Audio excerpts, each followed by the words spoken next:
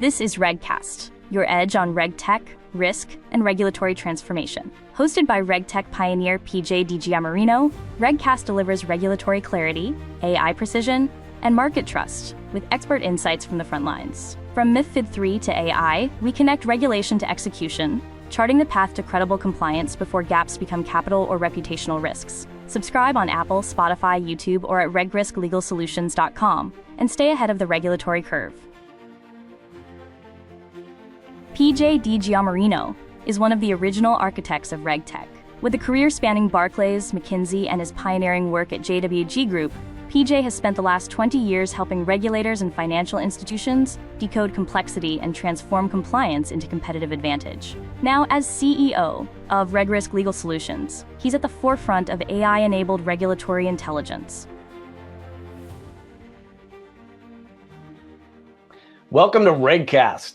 Today in episode 5, we publish our new analysis, Mastering MiFIR Divergence, and it confirms what we warned about in June.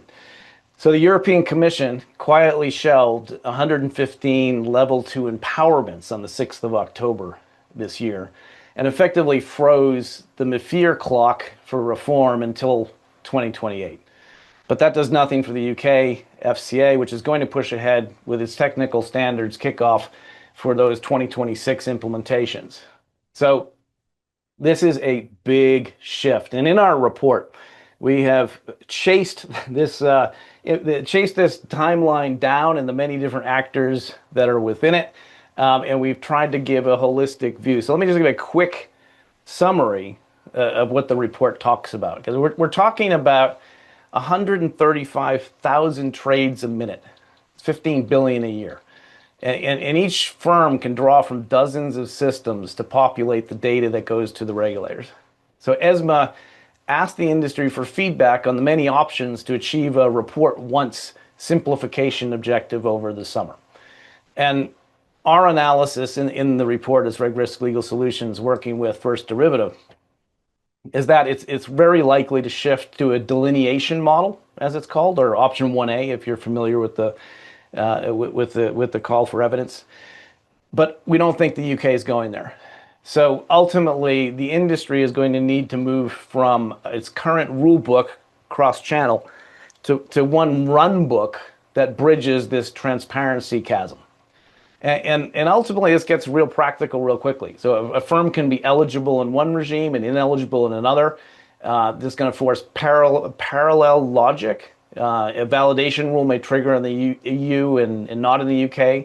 So operations, are going to have to deal with interpreting various events and scenarios in different ways. And even minor schema updates, it can land on, different calendars driving separate testing, remediation, and release cycles. So just to summarize, this is a big split. It's going to cost billions, and it will reshape how supervisors price operational and capital risk, and is now very much on the radars globally for everybody. So who else better to talk about this than to bring back Dawd and Grant? They have spoken on 2 prior RegCasts over the summer. Dawd in particular brings a supervisory and policy perspective that he's integrally involved with the industry's lobbying efforts as well. Dawd, welcome back, and thank you for being on this show. Would you like to just give a quick overview of what your summer's been like and what you're up to in this space? Thank you, PJ. Lovely to be back. So basically, we were busy with the call for evidence from ESMA. We also ran an additional survey on the cost of reporting, which was very insightful. It came out with some really interesting results, which we'll share with this audience later. Also working with governments and regulators in all jurisdictions around the reduction in burden. Rachel Reeves basically put a fire under the UK regulators, saying she wanted to save 25%. So in my work with the TDC, transforming data collection, Bank of England FCA ERA, we've been looking at literally removing whole templates from the reporting in order to realise some of that saving. And then beyond that, then looking at data standards and implementing them in different jurisdictions as well, looking at harmonisation. So some of it's tinkering around the edge, some of it is right in the meat of how do we save costs for the industry. Thank you. That's obviously simplification and burden reduction are new vocabulary words we've had to pick up on this year. Grant, you've not been sitting around at First Derivative. Why don't you give us a sense of what your practice has been up to in the reporting space? Hi, PJ. Great to be back. Thanks for having us on the show. Yeah, I think we've been pretty busy over the summer, right? And working through all the changes that are coming out and knowing which way to turn. So, I'm co-practice lead for our market-leading regulatory reporting practice at First Derivative. It's made up of 80 subject matter experts, and we're currently engaged with 20 plus tier 1 and tier 2 clients. Our consultants are at the coalface helping clients with issues and really taking account of what's coming down the pipeline from the regulators in this space. In December last year, First Derivative was acquired by EPAM, and this combines First Derivative capital markets, regulation and technology consulting with EPAM's deep engineering and artificial intelligence capabilities. That's great, and I think you're right at a very interesting intersection with all of the AI capabilities and understanding the detail from an SME perspective. I guess, Grant, let's start with you then, Grant. When we say that Europe has paused and UK is pressing ahead, what's actually going to be different on the ground from your point of view between 2026 and 2030? I don't know about you, but it was a very interesting summer indeed. What with ESMA's call for evidence on the 23rd of June, and then on the 6th of October, ESMA putting 115 level 2 acts on hold. It was a case of pass the popcorn, please. I was at the FCA MiFIR industry kickoff in January, and the two key messages from this forum were proportionality of the changes and openness with the industry. The FCA's approach is focusing on reducing the regulatory burden by cost-benefit analysis of certain fields and streamlining where possible. FCA is obviously focusing on stronger guidance via the TRUP as an interpretive guide and via consultation with industry working groups, tech sprints, and transforming data collection TDC program that I think Dawd's involved in as well. The FCA's approach emphasizes proportionality, costs, and evolving standards iteratively, and focuses on addressing historical issues like TV tick, pricing complexes, FX currency pair conventions, and the role of intermediary broker, to name a few. I mean, these issues have been around since 2018 when I was implementing MiFID II. So making improvements here, I think, would be a good place to find low-hanging fruit to reduce the burden for firms. As an example, I was speaking to several of our consultants the other day, and they are currently working on resolving and remediating TV tick issues. This continues to be an ongoing issue for firms 7 years later, and this is due to the lack of standardized approach to generating and disseminating TV ticks.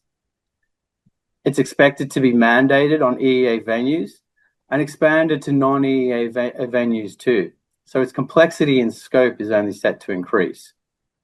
If I was to compare approaches to the MiFIR review between ESMA and the FCA, ESMA is putting on the all-you-can-eat buffet, where all options are on the table, whereas the FCA is very much more a la carte, and the industry can engage in dialogue with the FCA on what they would like to see. Its approach is much more proportionate and open. If we take the EMIR refit as an example, there were 8 main business requirements for the UK that diverged from the EU. This is pretty much a drag and drop exercise with a few minor tweaks. Hence why the UK EMIR refit data quality and implementations were much smoother than the EU EMIR refit. The divergence we are seeing in approach to the MiFIR review between the UK and EU is likely to lead to very different implementations and significant divergence between these two regulators. But while we're expecting divergence between the UK and the EU over the next few years, there is also a possibility that ESMA might be looking to move to single-side reporting. This would align to most other reporting regimes, in particular the US and Canada, but also APAC too. For firms operating cross-border, this divergence or harmonization, depending on how you look at it, is going to require and guarantee dual builds, reconciliation challenges, and increased risk exposure. We expect the FCA's implementation to be first, and this is based on a timeline of by Q4 2025, FCA to produce their consultation paper, so any day now. By H1 2026, FCA expect to publish their policy statement. And as I mentioned before, ESMA has halted 115 level 2 mandates until October 2027. We might expect to see the outcome of their holistic MiFIR review come through in approximately March 2028. But for 2026, the regulatory pipeline is light. There's a lot of work for firms to be getting on with and prioritizing in transaction reporting. Thank you, Grant. I mean, you paint a very comprehensive picture of the current state, but also the complexity and the divergence and how much work that could wind up in the portfolio. So this could actually be a real driver. Dawd, you spoke about the cost survey that you've done, but you've obviously been there and have the battle scars for previous MiFID implementations. What's your perspective on what this is really going to mean from the financial institution point of view? So firstly, let's set the scene. So back in 2004, MiFID 1, 26 fields. MiFID 2 went up to 67 fields. MiFID 3, which is the one that was proposed for 2025, was 103 fields. That's a 5 to 6-fold increase in number of fields. Talk about inflation. That's ridiculous, right? EMEA, 2014, 106 fields. 2025, 220 odd fields. That's doubled in size. Are we saying the markets have gone have metasized that much and have got that much more complex than they were before when these rules originally started? No. We've talked about the perimeter of what's being surveilled and what the regulator wants transparency on have just grown. But the actual original mandate from those regulators has never changed. So I think we need to right-size the regulation. We need to refocus on what was the core objectives of those regulatory changes, and we need to focus in on that. So removing some of these extra fields is absolutely the right way to go. But if we both look at the UK FCA and the ESMA, they both want the data they get today. So this is going to be the difficulty of the hurdle to cross. In order to make these cost savings and burden reduction, we need to reduce the number of data fields that they get and refocus on what their actual goal was, not to carry on as we are today. Because we will, if tinkering around the edges, like going single-sided, is not going to save us money. Okay, what we need to do is actually refocus. So that's the first thing. Secondly, after Brexit, not obviously the vote, but after we actually did leave, and we onshored all of those regulatory obligations from the EU, our firm and many of the firms like us decided that we were going to create a separate jurisdiction for the UK. Okay, because we knew that this divergence was happening, would continue to get wider, and so we support the UK as a separate jurisdiction. But that is no different to what we're doing across the entire world, right? Every single jurisdiction is different. Obviously, before it was easier when the UK and EU were one, but then this is just another one of the many jurisdictions that we support separately. So divergence in and of itself is not a big problem for us. We see it and we understand it. Now, what is a big problem for us is change. So if you look at how much change has taken place since the original systemic reporting came in 2012 and the CFTC and GFSA, right? We have gone through continual change every year, every 2 years. Something has changed, something's been added. Now, not all of that is unnecessary, but every single time you open a rule book, it costs money. Now, even if you're removing fields, you're adding fields, it doesn't matter. It costs a lot of money. So what we're seeing at the moment is actually we need a pause while we make the right decisions on what to change, and then undertake that change program in a scheduled way, so that we can put resources in place and the right resources, and also make the right decisions. So if we are going to harmonize certain data fields across jurisdictions, that's great, because that means that we can reimagine our architecture. And so we can actually say, okay, even though this is going to cost us money today, over the long term, we're going to save money. So it's going to make our data transparency better. It's going to be data quality is going to improve. But if we are changing it in a piecemeal way and don't have the big picture, then we're going to make piecemeal changes, and we won't realise the benefits that we're trying to make. So what we're advocating, what I'm advocating for, is measure twice, cut once, and that's what the regulators need to do. They need to take a sounding from the industry, both locally and globally, and how we all fit together. Because we aren't we're not. Even though we're sitting in a single jurisdiction, it's a global view. So we need to take that more measured approach before we make the changes. So moving the Reg Gym retentions out to 27, 28, maybe even 29 is not necessarily a bad thing. I mean, as long as we stay steady state in that interim period while we're making those decisions, and those decisions are made well, then I think having a steady state period of time where nothing changes is actually a positive for the industry, because we save money by not having to do anything. We save money, but how do we keep risk under control? And I guess that I come back to the regulator's argument about the data and the data quality. So some of these changes are designed to help them get a better picture, a more transparent view of what's actually happening on the ground. Do you think there are small changes that can be made in the interim that will help them get a better picture? No. What we do is get a better understanding of the regulation as it stands today. Have better transparency on what the regulator would require from the data requirements from the regulation as it stands today. Don't change that regulation. Just give us more information about how you want the data to be sent, or give us that better transparency. We don't need to change the regulation any further. So every time we change regulation, it means that we have to reinterpret it. We have to go through that whole regulatory life cycle and the cost of doing it.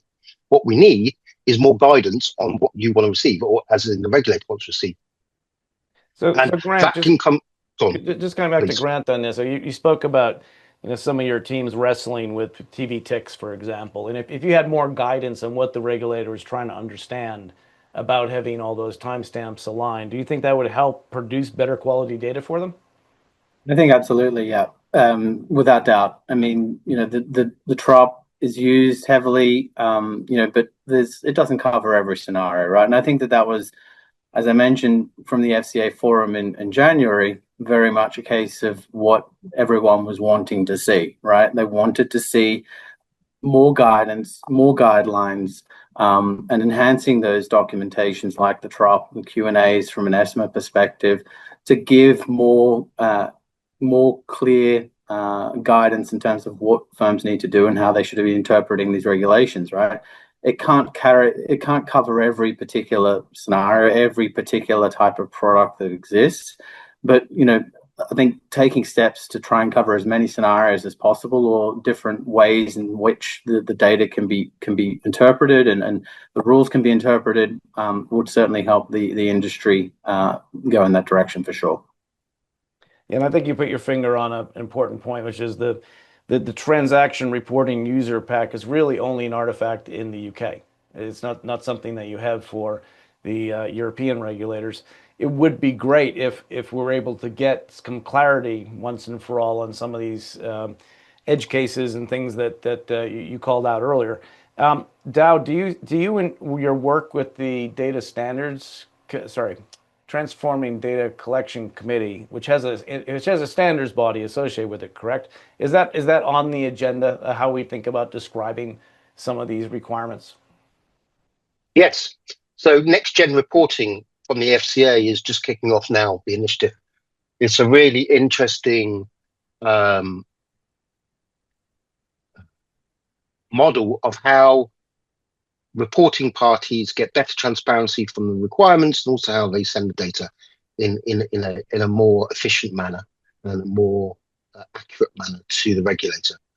I'm really excited about it. We've gathered a few firms together who will act in the pilot stage while we come up with some proposals, which will then go for review within the. So the TDC is made up of two elements now: the future banking data that comes from the PRA, and the TDC from the Bank of England. So and they are combined under one lead, who will keep them both aligned. But they will both lean into because I chair the Data Standards Committee. So they will both align with me and my committee on how to proceed in a standardized manner. And we're looking at implementing new data standards that haven't yet existed, as well as introducing data standards that are used elsewhere into the reporting framework. Right. And that will get to the heart of the issue highlighted by the FCA market watches, which also came out thick and fast as we were writing this report, right? So we've had 3 of them now. Are there clear linkages in your mind between what the regulators are concerned about for data quality and what your standards can provide for in terms of helping firms ensure they're hitting the mark? Yes and no. So yes, in terms of obviously data standards are always important, and a better quality data standard is the more accurate the data that you transmit. The problem is that the requirements are unstructured data as they stand, and so they're open to interpretation by the person who reads them and then implements. And there is no what does good look like. So there's no benchmark over which to test your interpretation and translation. What we're looking to do is to not necessarily close that loop, but to certainly narrow it. So we're looking at several different things. One is maybe embedded code within the handbook. Another is to just rewrite the requirements, because we've got to be cognizant that the industry isn't all as sophisticated. So there are different levels of sophistication within the industry. Some people will never get to the point where they will be using machines to read the handbook. And so you don't want to have 2 different outcomes, one for the person who reads it and one for the person who consumes it and uses it technically. So we have to make the 2 aligned if we're going to publish something like that. And that's something we're experimenting with now. Really, essentially, going back to the point you asked, is the regulatory requirements must be much clearer, and the outcomes must be testable. Yeah. So you're actually advocating a rewriting of those standards in language that can be more precise, in scenarios that can be better understood in a business context. Right. Yeah. Grant, when you're dealing with clients, I know you often refer back to those market watches. Or do you think that will help fill this gap, or is there still much more to be done? I think, as we said, right, there's 81, 82, and then 84, and I guess I've published articles on them before, the market watches in particular, and then, CBI and Dear CEO letters from the PRA as well. And, my tagline for those is they're a shot across the bow, right? They are basically alerting CEOs and CIOs and all the C-suite CDOs to make sure they've got their house in order, and these are the things that you need to focus in on, that they're seeing from their perspective and where things are going wrong, right? So firms need to take them seriously. They need to look at what's being written and being raised by the FCA and CBI and others as well, and take note of them, right? That's what the regulators are focusing on. They're seeing the same sorts of things time and time again, and firms really need to embrace those documents and start to implement exactly what they're telling you to do. Yeah, and certainly the research report spells out what the survey told us from the firms working on this, which was, to me, the big takeaway was implementing a lot more semantic engineering before the trade even goes out, to not in order to be able to get ahead of all the remediation issues downstream. What do you think is happening with the vendor market in this space for transaction reporting? So, speaking to a lot of firms, firms are looking to reduce their dependence and costs associated with their vendors. We've spoken to a couple of firms, well, a lot of firms actually, but a couple in particular, and some are spending up to 10 times more on vendors than they are for their own internal development of their in-house reporting solutions, right? So that's a massive, massive cost. This is a roller coaster ride. That once you're on it, it's difficult for firms to get off. They're seeing that their vendor license fees, they're increasing, their internal budgets, they're being squeezed, and firms are realizing that a heavy vendor-based architecture creates silos and makes working with the different solutions that they've got, whether that be their reporting engine, whether that be their quality assurance solutions, it makes them more operationally resource intensive and costly. And we're working and trying to work with firms to understand how they can look at their architecture and start to aggregate those different silos into a single source. But things like also CDM and DRR, it's also gaining traction, and several firms are leading the way in its integration and adoption. There's an opportunity here for firms to look at this as an alternative and align to an industry agreed, free, open source data standard that converts regulatory reporting legal text into free machine readable and executable code. Firms that have adopted CDM DRR have had much success, and firms are using it today to report or to validate the reporting against the CDM DRR model. So they're using it to report and also to as a quality assurance tool as well. In terms of the FCA's call for evidence and what this could potentially mean for the vendor landscape, I think there's certain vendors and providers, channels, TRs, the APAs, the ARMs, etc. They've all carved out significant market shares and are leading providers in specific regulations. They are a niche in their regulation effectively. We hear that there's several providers that hold 70 to 80% market share on a specific regulation or flow, as an example. So when you look at the call for evidence and the options presented, in particular 2A and 2B, the risk here is that these vendors would need to adapt to other regulations, channels, formats that would need, that would be an additional complexity and overhead to align to. And so, this in itself would make the current business models more complex and very, very challenging. I think it's a great point about the CDM and how it creates more of a level playing field for some of the services that you're buying in today. And Dawd, I guess, is that part of the risk that you perceive in the vendor shift that might happen in the next few years? I mean, obviously, as we create tools for firms to use, it decreases the need for vendors to be in this space. Do you see them pulling out, and does that create holes? Very good question.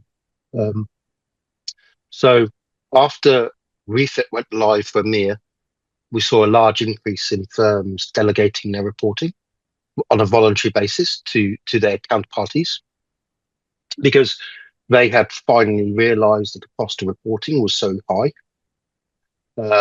and it wasn't going down. So we went talking about the cost survey at the start. EMEA Refit, the average cost across, well, not the average, the sell side, the average cost was about 3 million for EMEA Refit.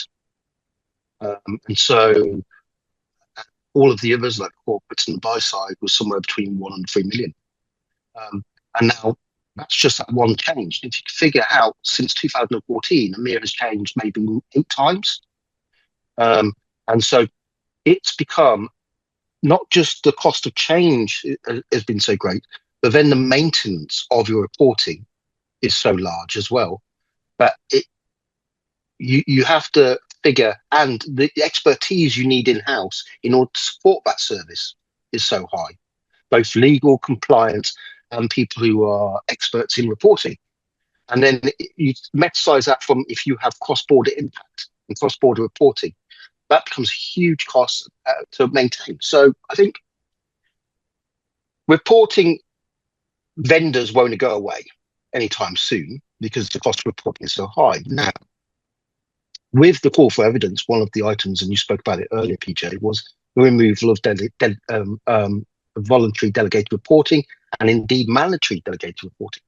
So if you could go to a single-sided regime where, like they have in the US, where the major swap participants, swap dealers, and SPs, swap dealers, large swap dealers, anyway, whatever. The large number of these, there's only a small number of reporting firms, and they have all the burden. And so the client side and the real economy actors don't have any cost at all. Now, that could very much impact the vendor space going single-sided. But in the current paradigm, on dual-sided with the costs across borders, I don't see the vendors going away anytime soon. Okay, so they're here for this journey, but the question is, how do you engineer to work with them more effectively, and how do you bake those standards in so that you have more options moving forward as things might change? Well, there is that, and there's also, I mean, if we look at even if we go single-sided, right, the regulators are more likely say to the non-reporting party, you have an obligation to check the reporting that was done by your counterparty, which means that they will still need to have in place some kind of reporting mechanism to reconcile and validate what's been reported by the other party, right? So even in a single-sided regime, I still see there is a space for a vendor and some kind of offering which will do that reconciliation for them and validation of the data that's reported by their counterparty.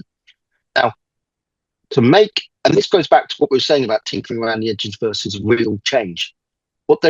In order to save real money, they should remove any obligations on the non-reporting party completely. So all of the risk, all of the regulatory obligation is on the reporting party only. Now, I think we would be in favour of that because we are the more sophisticated, the more knowledgeable party in the transactions from a reporting perspective. So we would be comfortable and confident that we are reporting correctly.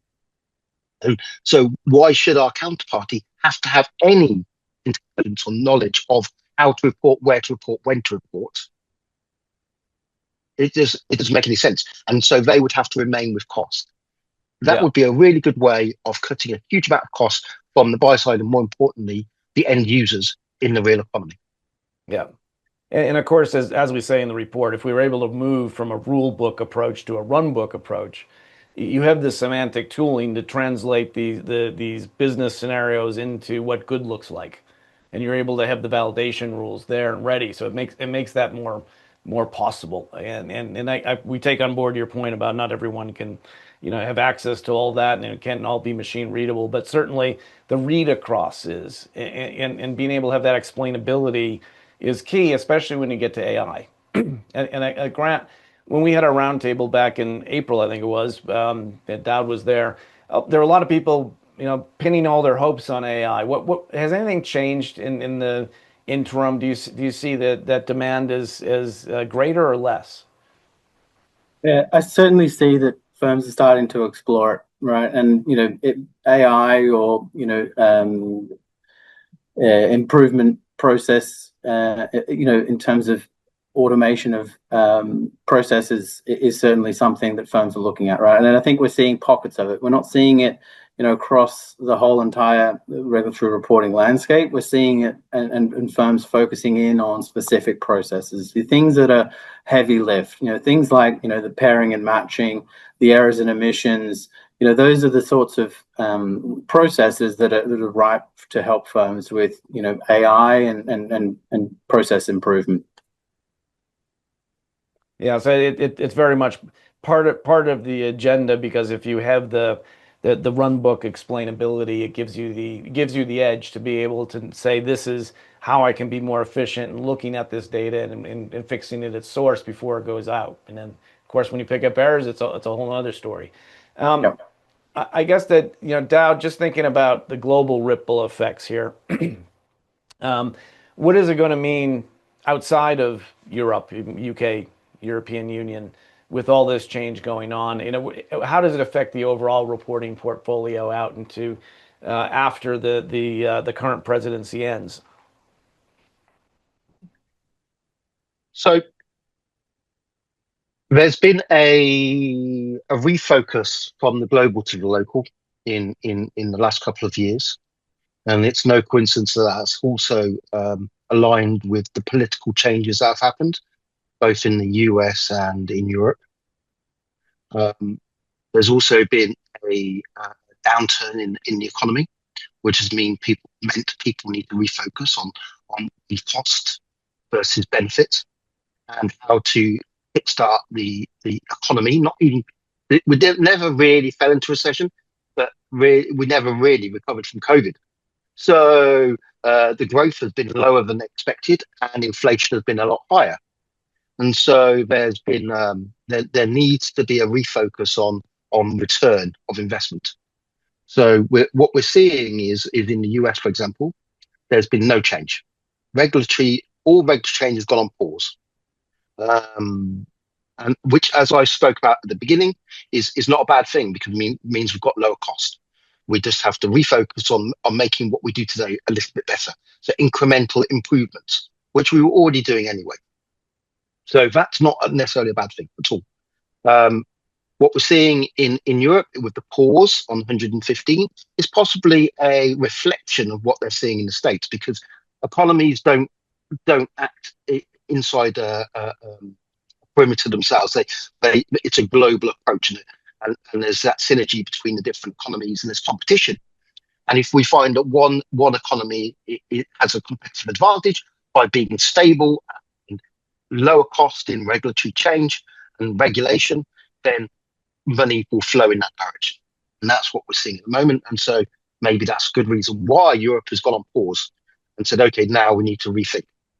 I don't think there's necessarily a big, massive problem with having divergence in approach between different jurisdictions, because what we're seeing with the implementation of the global unique product identifier, the global unique transaction identifier, with the critical data element data dictionary, is that the core data elements remain the same across those jurisdictions. And also the view of what is a trade, what is a derivative, what is an execution venue, most of that is still perfectly aligned. So even in the future, that won't change. So we're not looking to rewrite those dictionaries, rewrite those rules. What we're doing is trying to refocus on a basically remove the superfluous fields that go around those critical data elements. Yeah. So I think it's actually a positive for the industry that we're going through this period of change, and that we're refocusing on what good looks like, and the regulators, more importantly, are collaborating with us in a direct manner, which is relatively unique this period of time, where we're actually sitting at a table with our regulators, with our governments, and actually having these frank discussions in a safe space where we can tell them what is the cost. A recent GFMA study came out, which is non-public at the moment, so I won't go into too much detail about it, but you would be shocked at how expensive the cost of reporting is and how much that impacts actually profitability of execution, in particular in certain locations, which means that a lot of businesses are rethinking whether they should be in certain markets. And Yeah, we should never be in that position. I would expect it to be consistent with a lot of the other studies that go up to double-digit percentages of your IT budget. This is not insignificant cost drivers, and it's only gone one way. And as Grant, to help, then from your perspective, give us your closing thoughts on the ripple effect here, global, and what it means locally for firms next year, and what the real priority is from your point of view. Yeah. So I think while the regulatory pipeline for the next 12 months, at least looks to be light, we're seeing firms focusing on building an understanding of how they currently report. I think that's an important aspect that firms need to look at. How they meet their regulatory reporting obligations, and building the single semantic core that we talked about is extremely important. Firms should take stock of all their implementations. As Dawd mentioned, right? It's been relentless for the last 10 plus years in terms of rewrites and new implementations of rules. And so make sure these are well documented and easily accessible. Second, we're seeing firms focusing on their remediation, right? They were taking this respite in the regulatory pipeline to start to get on top of some of their day two issues. First Derivative are market leaders in remediation, and we've helped firms resolve thousands of issues and helped them achieve pairing and matching, number one in pairing and matching. So firms are taking this opportunity to look at their strategic architecture and reassessing the solutions that make the most sense to them and their business. We've worked with vendors and a whole host of firm proprietary systems. We're currently working with firms moving from in-house or to vendor solutions, vendor to vendor, or vendor to in-house, or even managing in-house end-of-life strategic solution migrations. Third, ensuring that your firm has the required level of governance built around that single semantic core. Regulators are asking firms for lists of issues, asking why their errors and emission volumes are low, and why certain issues are outstanding for 5+ years.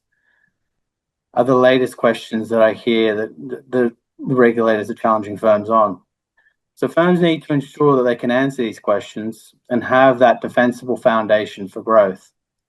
As PJ mentioned, we see the solution is to move from the rulebook to runbook, law into meaning, meaning into reusable logic, logic into code, and then code into evidence. So building the rulebook to runbook in 2026 is an opportunity to defend capital with it in 2027, cut costs, and earn that supervisory trust when Europe starts later in 2028, 2029. Thank you, Grant. It's a great call to action. I think it's probably appropriate then to wrap it there. I think, ultimately in the course of this discussion, there's been roughly 4 million transaction reports worth of discussion. So we need to bring it to a close. But ultimately, this gets back to those kinds of pressures that the individual firms will be under. Dawd's done a great job highlighting the cost and the increasing demands that the regulators are facing. You've done a great job pointing out the underlying architecture and the need to get back on top of a lot of the way these processes were set up in the first place. I think that from a regulatory point of view, what I'm hearing is they got to get on top of how they're looking at what good looks like. And they've established new ways to do that. There's a whole chapter in the report I won't bore you with, but talks about the consequences. And ultimately, if data is now capital and it has a real cost to it, there's going to be a lot more focus from the regulators as well, and therefore roll back onto the firms. So this is not going away. This conversation is very, very interesting from a technology and an engineering point of view, probably less interesting from a business point of view. They just want this sorted out. And ultimately, we'll look forward to this RegTech journey that we're on and continuing to follow along. You can download the full research at regrisksolutions.com. You can subscribe to RegCast to continue to participate in these kind of conversations. And you can join us at the RegTech 2026 event in London in March for the next stage of where this discussion goes. So thank you to Dawd for bringing your big insights and perspectives on this particular topic. And thank you to Grant and First Derivative for sponsoring the paper and participating in getting this discussion out there in the on the internet and in people's inboxes now. We'll see you again soon. You've been listening to RegCast, delivering regulatory clarity, AI precision, and market trust. Please subscribe and share. It helps more people join this vital conversation. Find all episodes on Apple, Spotify, or at regrisksolutions.com.